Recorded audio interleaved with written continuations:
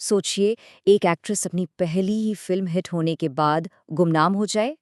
अजीब लगता है ना? मगर ये कोई फिल्मी कहानी नहीं है। ये असल कहानी है भूमि पेडनेकर की।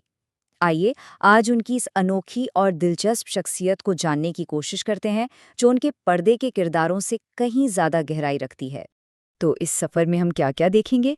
सबसे पहले उनकी गुमनामी की वो अनोखी दास्तान, फिर जब शोहरत मिली तो उसके साथ क्या मुश्किलात आईं, इसके बाद उनकी रूहानियत और एनर्जी पर यकीन, और फिर उनका वो ज़ाती बहरान जिसने उन्हें तोड़ कर रख दिया था, और वो उससे कैसे निकलें।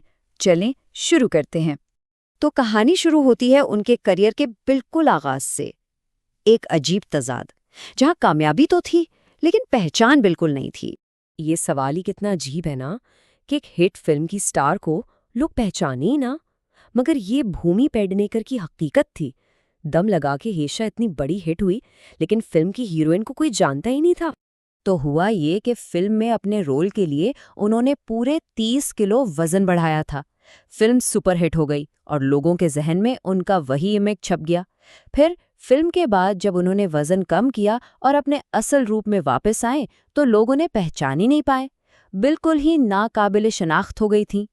एक मज़ेदार किस्सा वो खुद सुनाती हैं। मुंबई में उनके फेवरेट पानीपुरी वाले, उसने भी उन्हें नहीं पहचाना, बल्कि उनसे पूछ लिया, आपकी बड़ी बहन बहुत दिनों से नहीं आई। अब उस बेचारे को क्या पता था कि वो उसी लड़की से बात कर रहा है जो वजन बढ़ाने के दौरान रोज उसके पास आती थी। लेकिन आहिस्ता आहिस्ता ये गुमनामी खत्म हुई, और जब पहचान मिलना शुरू हुई तो शोहरत के अंधेरे साए भी साथ साथ आए।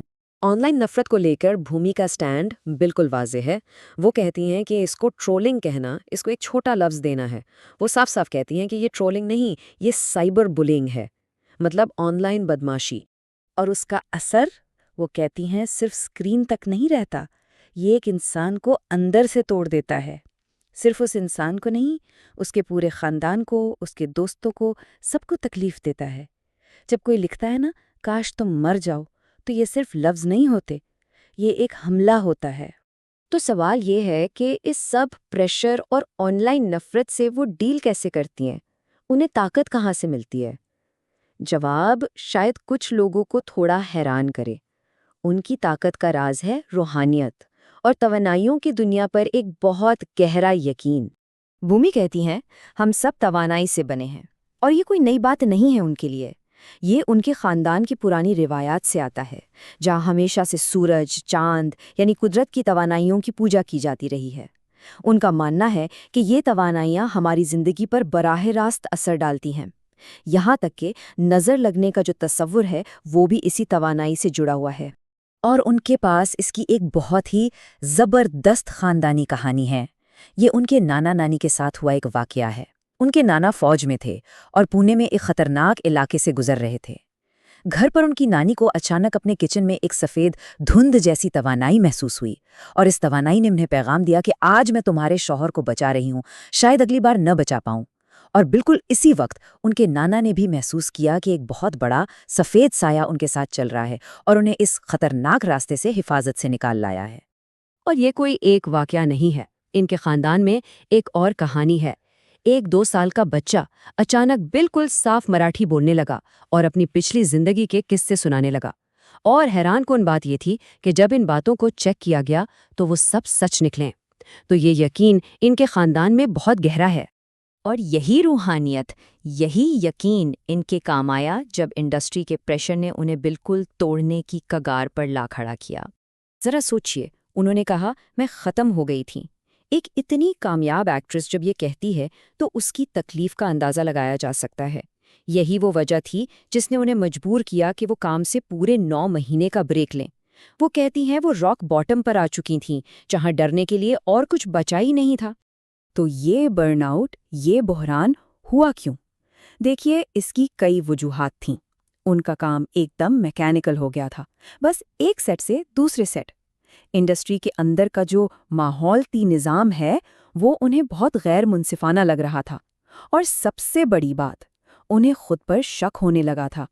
उन्हें लगने लगा था कि शायद वो एक्टिंग करना ही भूल गई हैं। लेकिन उस ब्रेक में वो खाली नहीं बैठे। इस वक्त को उन्होंने खुद को दोबारा जोड़ने के लिए इस्तेमाल किया। ہارورڈ سے گلوبل پالیسی پڑھی، فلاحی کام کیا اور اپنا بزنس بھی شروع کیا۔ انہوں نے متعلقہ رہنے کی تعریف ہی بدل دی۔ ان کے لیے متعلقہ رہنے کا مطلب فلم سیٹ پر ہونا نہیں تھا، بلکہ اصل دنیا سے اور خود سے جڑنا تھا۔ اور اسی بحران سے نکلی ایک بہت بڑی پہچان، ایک ایکٹر کا حقیقی شمال کیا ہونا چاہیے، ان کا اصل مقصد کیا ہونا چاہیے۔ اپنے اس تجربے اور ایک سابق کاسٹنگ ڈائریکٹر ہونے کے ناطے وہ آج کے ایکٹرز کے سامنے ایک بڑا سوال رکھتی ہیں۔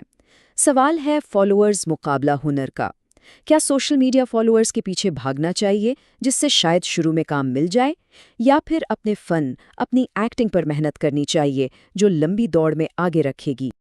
اور ان کا اپنا جواب بالکل صاف ہے۔ وہ کہتی ہیں، میری پاکیزگی میری پرفارمنس میں ہے۔ جو میں کر سکتی ہوں بہت کم لوگ کر سکتے ہیں، اور یہی چیز مجھے لمبی عمر دے گی۔ ان کے لیے ان کا ٹیلنٹ، ان کا ہنر ہی ان کی اصل طاقت ہے، فالوورز یا شہرت کے کوئی بھی نمبرز نہیں۔ تو بھومی پیڈنیکر کا یہ سفر ہم سب کے لیے ایک بہت اہم سوال چھوڑ جاتا ہے۔ آج کے اس ڈیجیٹل شور شرابی کے دور میں کامیابی کا اصل پیمانہ ہے کیا؟ کیا وہ فالوورز کی گنتی ہے جو آج ہے کل نہیں، یا پھر وہ ہنر ہے جس کا اثر ہمیشہ رہتا ہے؟